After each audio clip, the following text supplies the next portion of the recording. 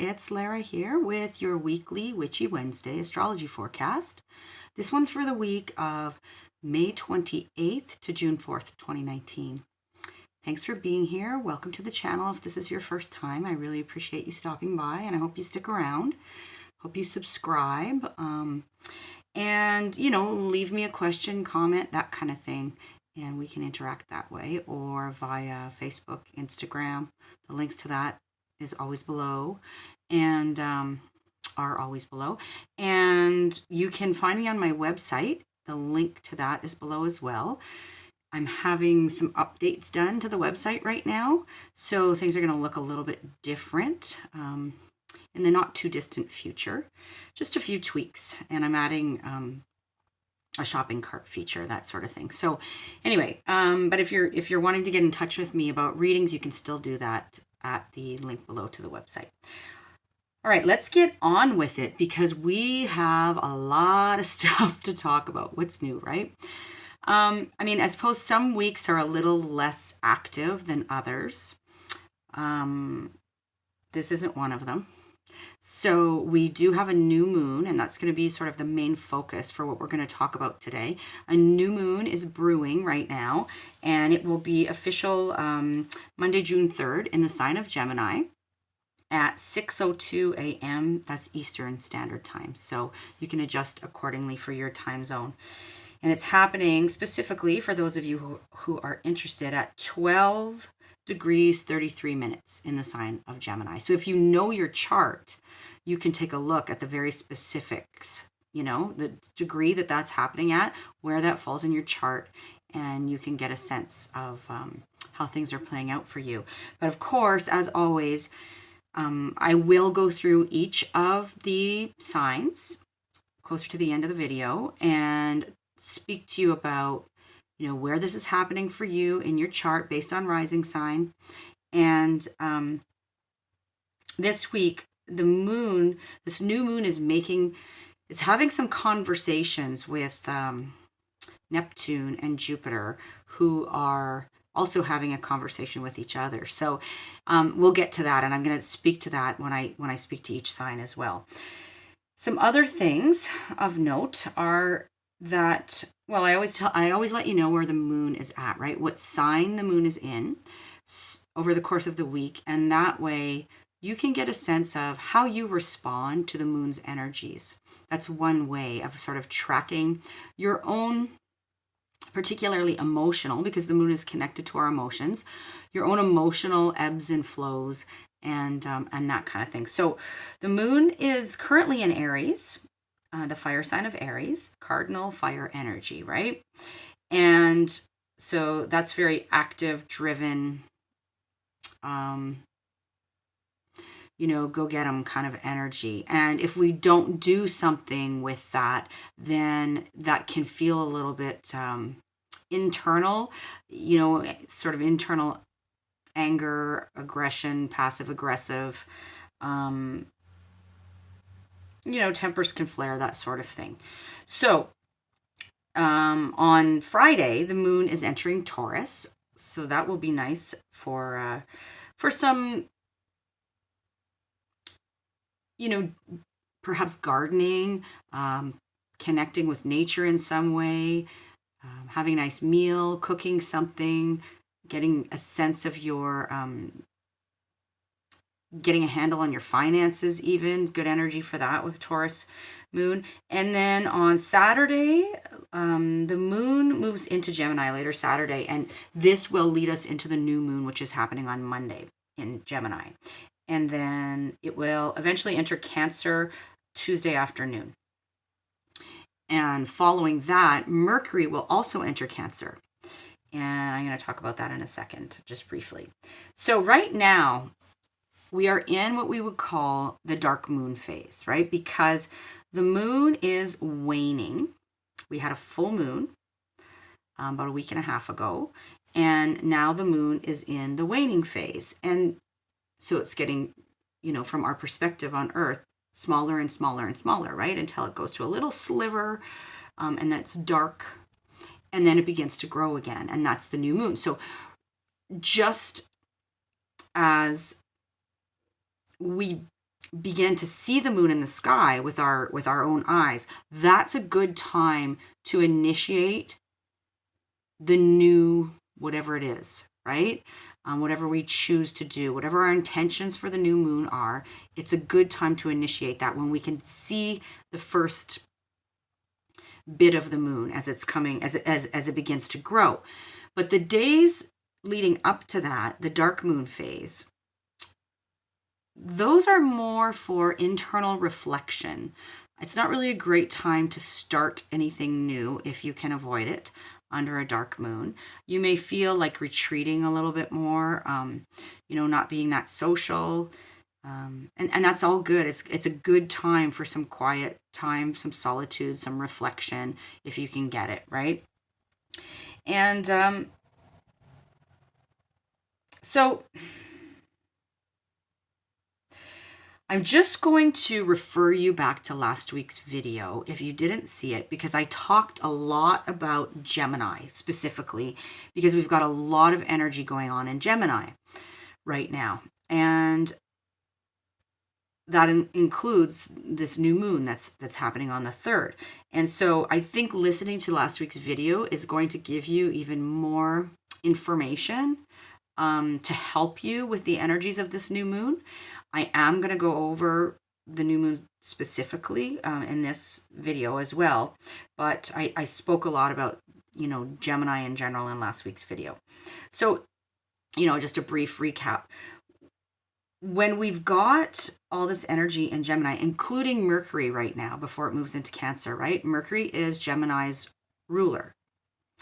And this is all about mental activity. It's about communication. Mercury is the messenger god, right? So Mercury kind of flits about, moves fast through the zodiac, gathering information, collecting, disseminating information. And so we can feel like there's a lot to get done. There's lots of talking, planning, socializing, chit chat back and forth, changes of routine. Gemini doesn't like to sit still for long. They like variety and, can be perhaps a bit restless or frenetic, but it's a good time for sort of seeing all the possibilities. But we can also have competing priorities, right? And this is also noted in the chart by the fact that our personal planets right now are all in different energies. So, Mars is currently in, I'm going to show you the chart in a minute. Mars is in Cancer, Venus is in Taurus, and then Mercury's in Gemini. And so we can feel a bit sort of like our priorities are in being pulled in all directions, sort of thing.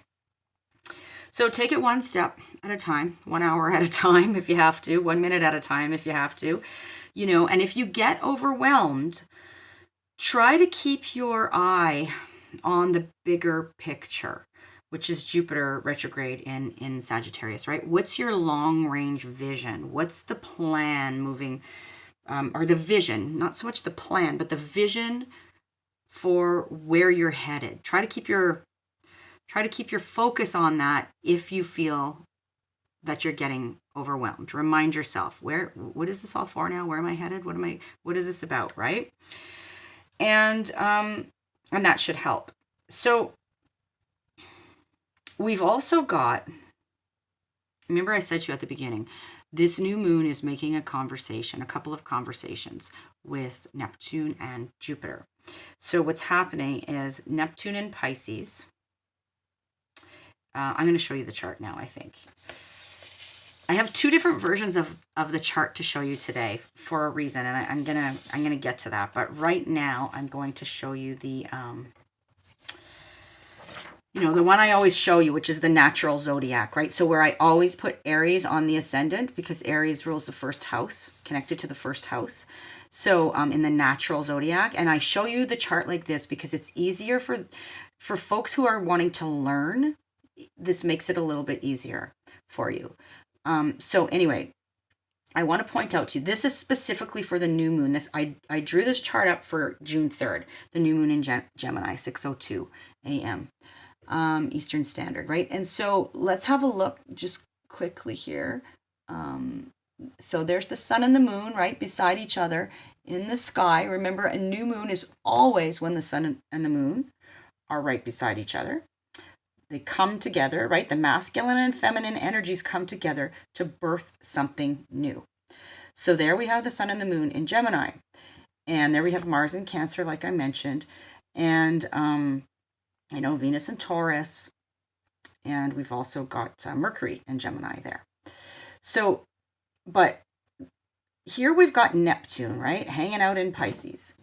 And Neptune moves very slowly. It takes about 165 years to circle the whole zodiac.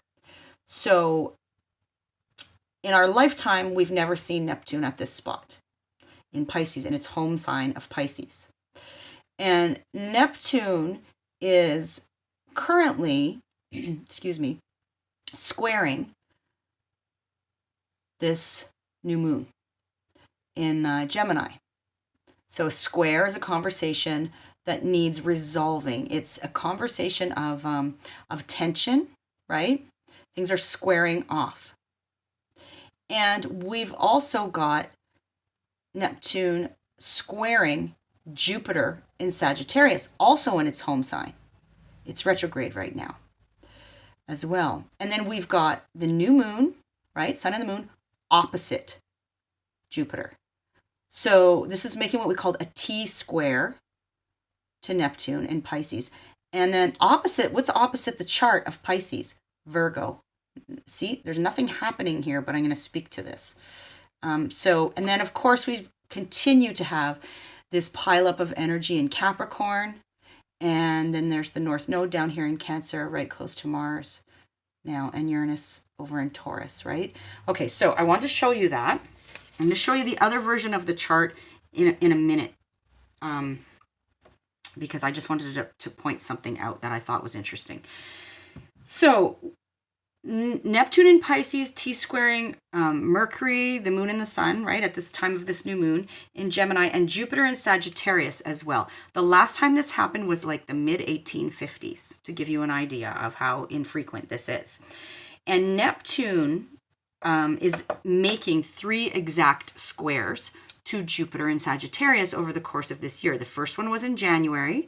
The second exact square, meaning they're at the exact same degree, will be June 16th. And then the third one is in October of this year. So we are approaching sort of the midway point, right? In terms of that trifecta of squares between Neptune and Jupiter. And so this is drawing our attention to the larger theme. What are these two planets in this kind of a conversation of a challenging conversation, right, as a square? What is this drawing to our attention?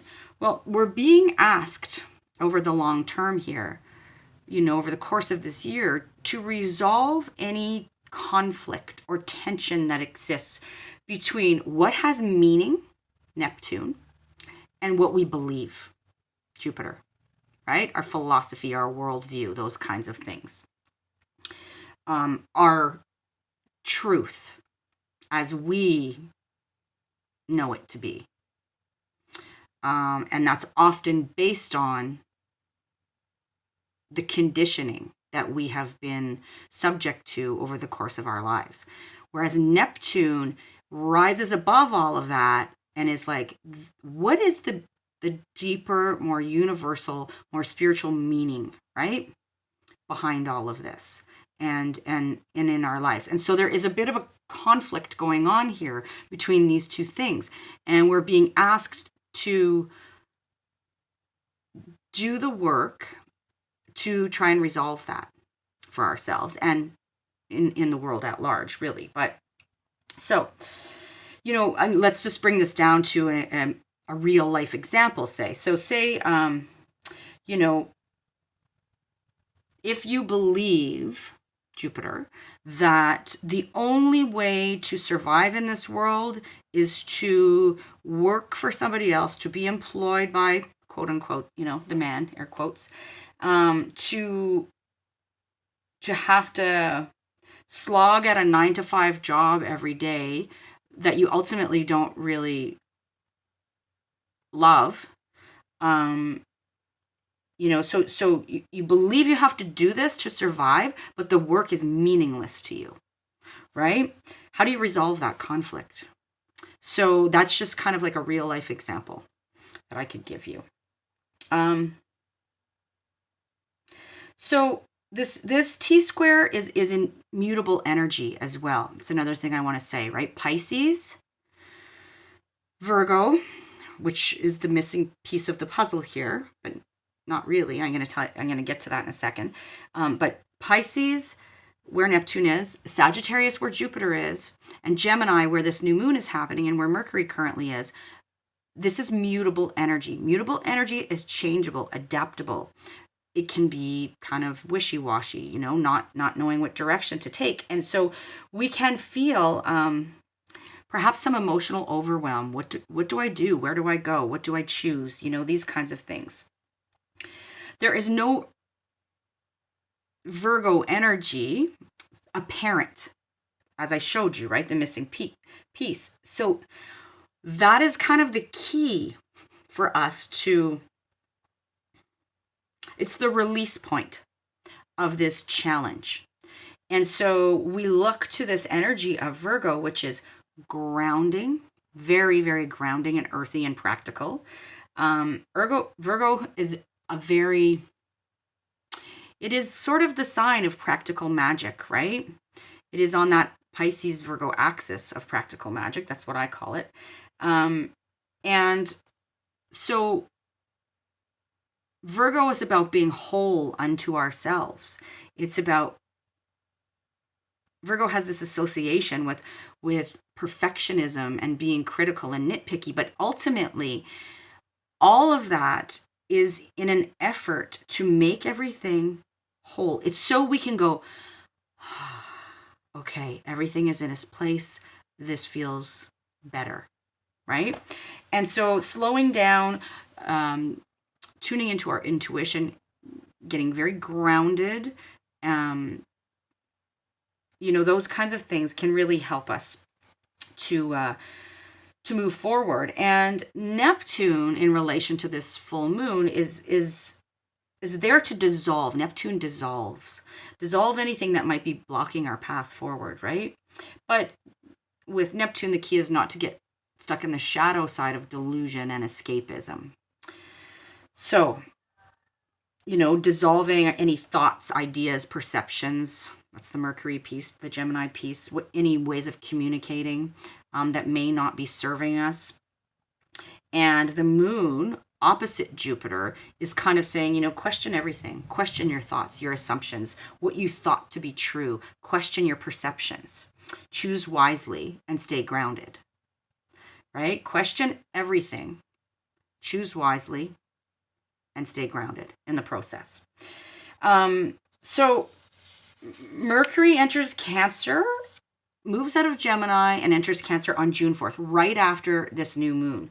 And Mercury will be there until the 26th. So when Mercury, the planets of our communications and our thinking and our ideas and our perceptions, moves into the sign of Cancer, the focus is more on quality over quantity when we're talking about, information and this kind of thing. It's more on the personal versus sort of the collective. It's more on the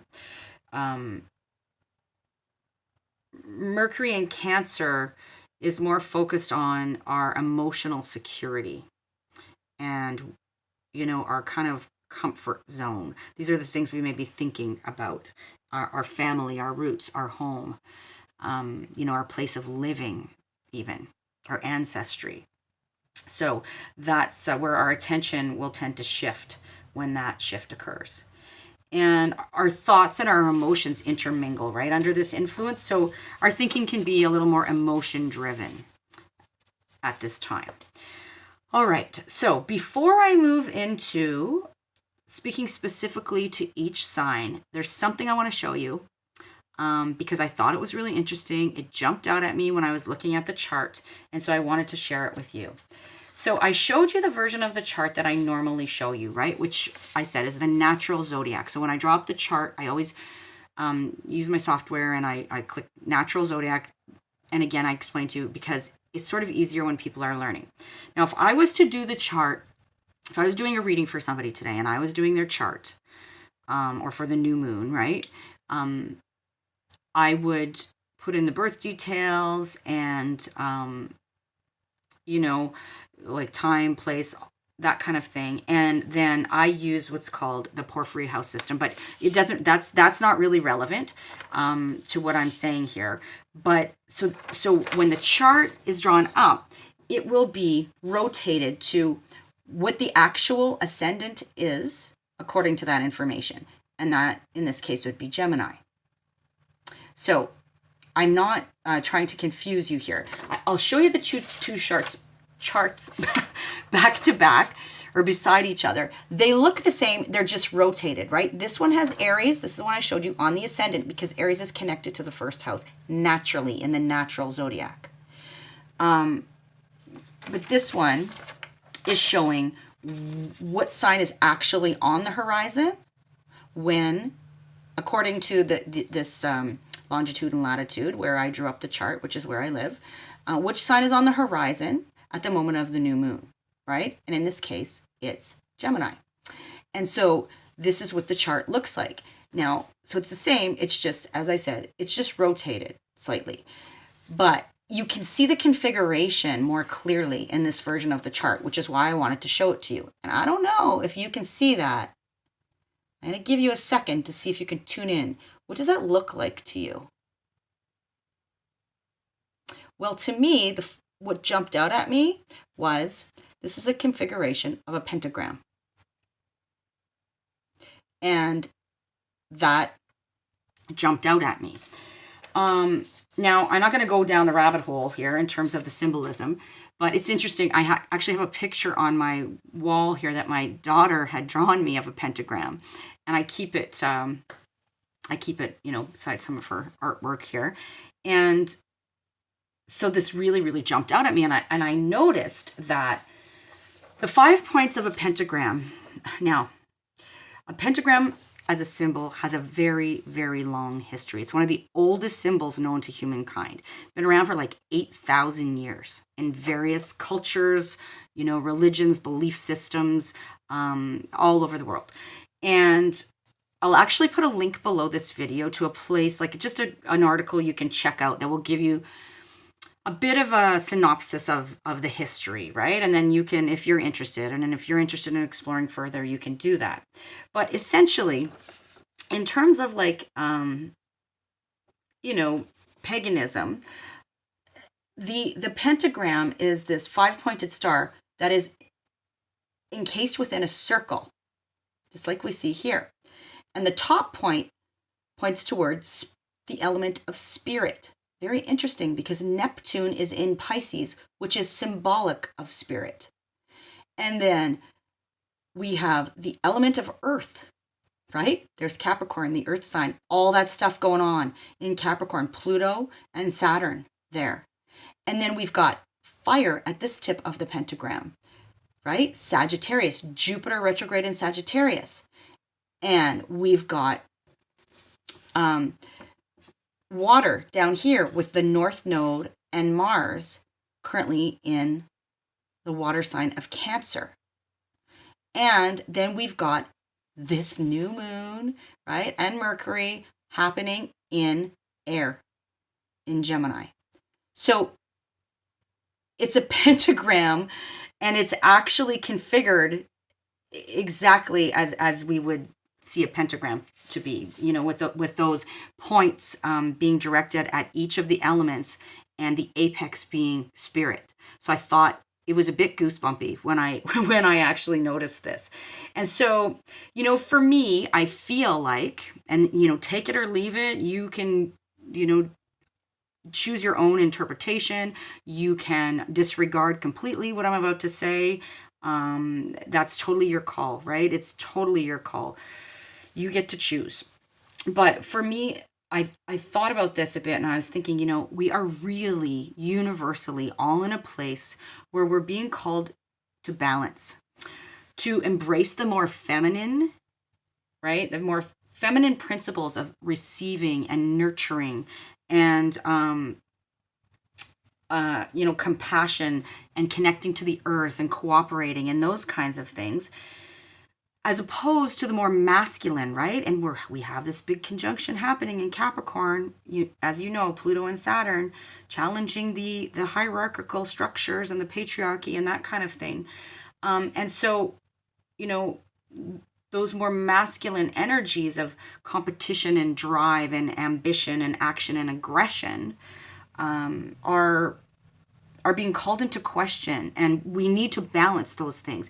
And to me, when I saw this symbol, I was like, that is like the universe speaking to us, trying to draw our attention to the importance of this.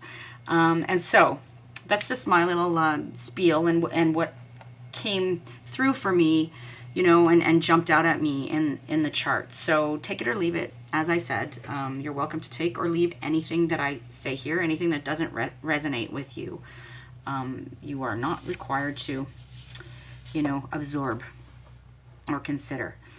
But let's get now into the new moon in Gemini, square Neptune and Pisces, and,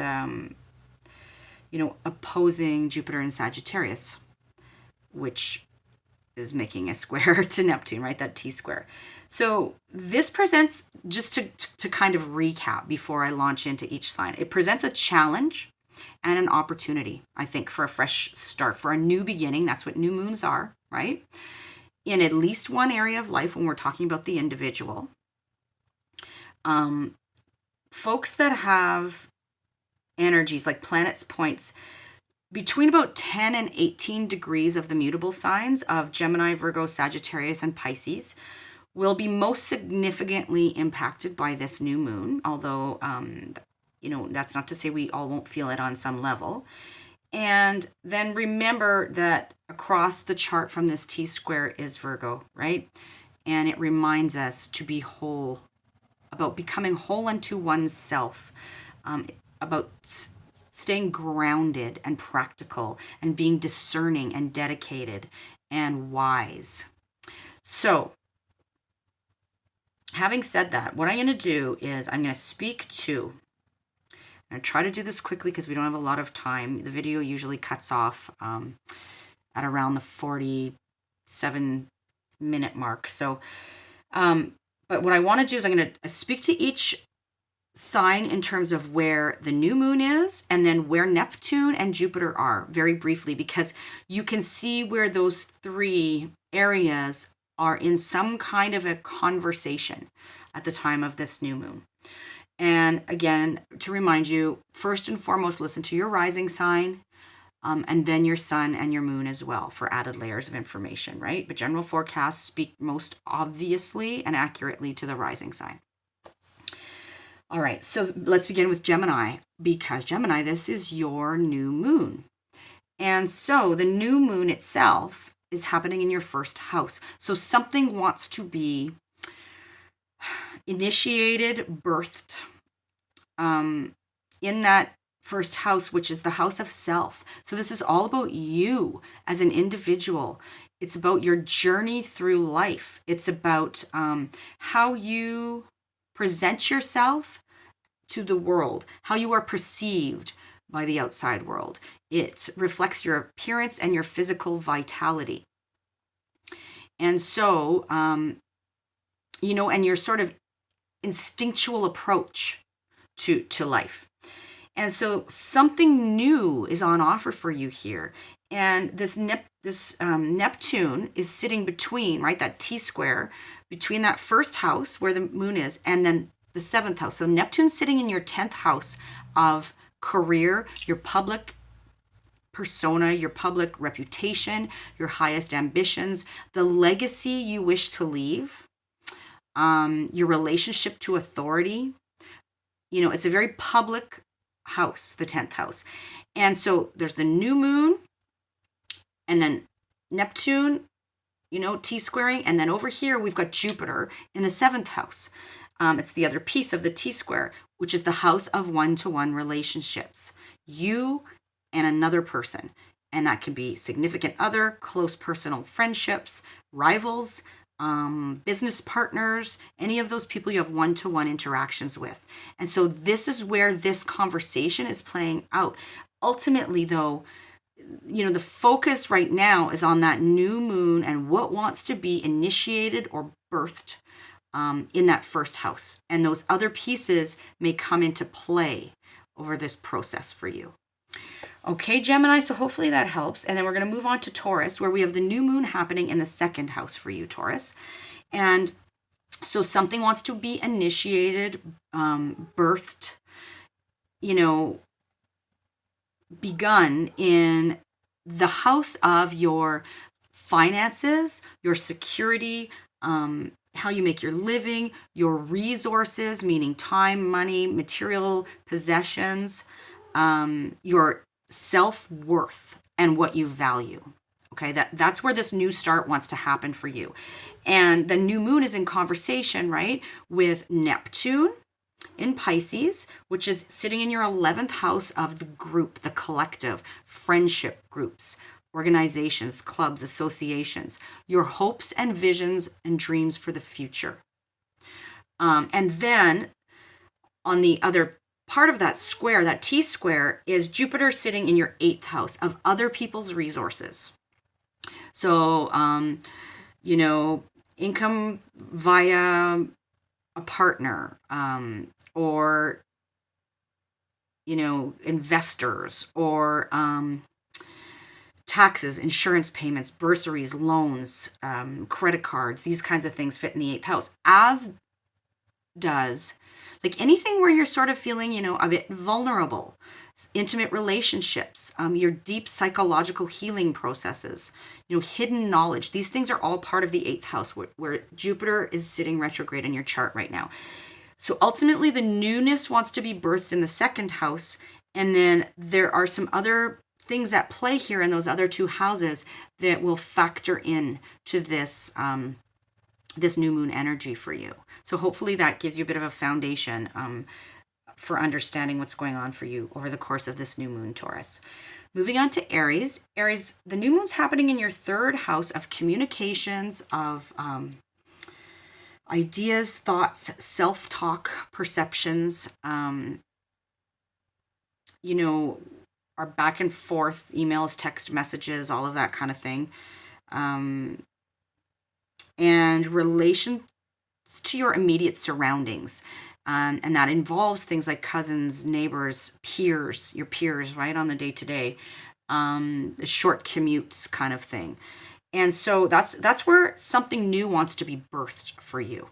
The way you communicate, the way you exchange messages back and forth.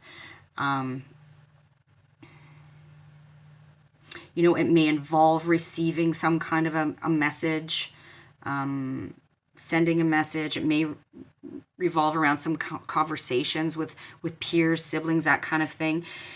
And then there is a challenge being presented between Neptune and Jupiter here. So Neptune, right, is at sort of the midpoint of the T-square, where we've got, and he's sitting in your 12th house of your spiritual life. It's where he's at home. Your dreams, the things that go on behind closed doors, how you spend time in solitude, rest, relaxation, your self-undoing, the things we do that sabotage ourselves. So bad unconscious habits and behaviors, those sorts of things. And then Jupiter is sitting at the other point in the 9th house of your beliefs, your worldview, what you perceive as the truth. Also higher education, anything that's sort of beyond the elementary kind of high school level. And that doesn't necessarily have to mean in this day and age, like a college or university program. It's any kind of learning outside of that. It can have to do with publishing. It can have to do with travel and foreign cultures and that which we learn from foreign cultures. So those are the 3 areas of the chart that are kind of in conversation, right now at the time of the new moon. But the actual birthing of something new is on offer for you in terms of that 3rd house, which I spoke about initially.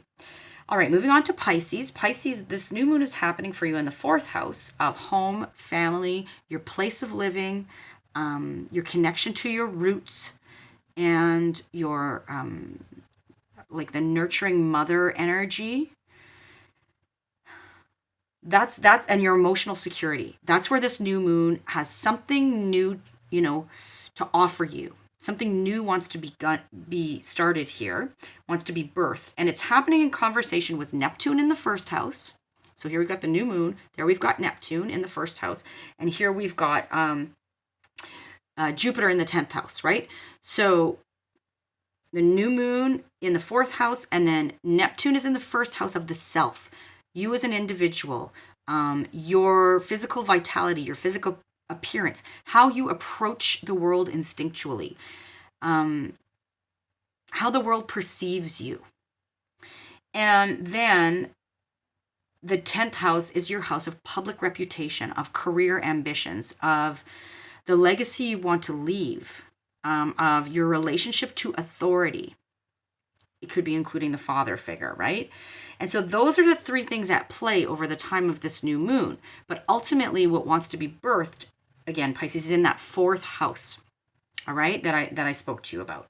So take that all into consideration and, think on at this time of this dark moon phase. It's a good time to reflect on what all that might mean for you.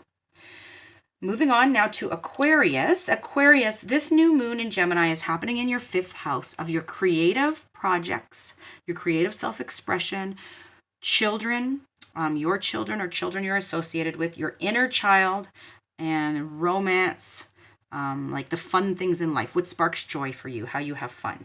So something new wants to be birthed for you at the time of this new moon, Aquarius, in that area. And then it's in conversation, this new moon with Neptune in your 2nd house of resources, finances, your self-worth, what you value. That's where Neptune's sitting, right? New moon, Neptune, Jupiter over here at the other part of this T-square. Jupiter is sitting in your 11th house of friendship groups, of the collective, of your hopes and dreams for the future, groups, organizations, networking, even in terms of like the internet, that kind of thing. So those 3 pieces of the puzzle are at play here at the time of the new moon. But the newness is ultimately on offer for you in that 5th house that I spoke to you about. So think on that, Aquarius, and get a sense of what that means for you. Don't forget to listen to the intro, because that will give you all kinds of other information to contemplate, right, in relation to the new moon. All right, moving on to Capricorn. Capricorn, the new moon for you is happening in the 6th house of the daily grind, of your daily routines, of your health and wellness routines, of self-improvement, of how you are in service to others. And also in this house, I always like to mention is it can tend to be, those relationships between what we would consider folks who aren't necessarily on an equal playing field, students and teachers, for example. So that's where the new moon wants to birth something new in your life, Capricorn. And then that's happening in relation to Neptune in Pisces in your 3rd house of communications, of ideas, thoughts, your internal processes, self-talk, how you communicate, your immediate environment, including siblings, peers, cousins, neighbors, short commutes, all fall in this 3rd house where Neptune is. And then in the 12th house is Jupiter in Sagittarius for you. And so that is more the unseen, what goes on behind closed doors, how you spend time in rest and solitude and reflection. It can have to do with your how you sabotage yourself. It can have to do with unconscious behaviors that may be sabotaging you. So those 3 factors are at play at the time of this new moon for you, Capricorn. But ultimately, what wants to be birthed for you has to do with that 6th house that I mentioned at the beginning here. All right, and hopefully that gives you something to go on and to set some intentions for this new moon. in Gemini. Moving on to Sagittarius now. Sagittarius, the new moon is happening in your 7th house. So the 7th house is the house of one-to-one relationships, right? You and another person, whether that be a significant other, close personal friends, business associates, rivals, anybody you have a one-to-one relationship with. And so something new wants to be birthed in this life area for you.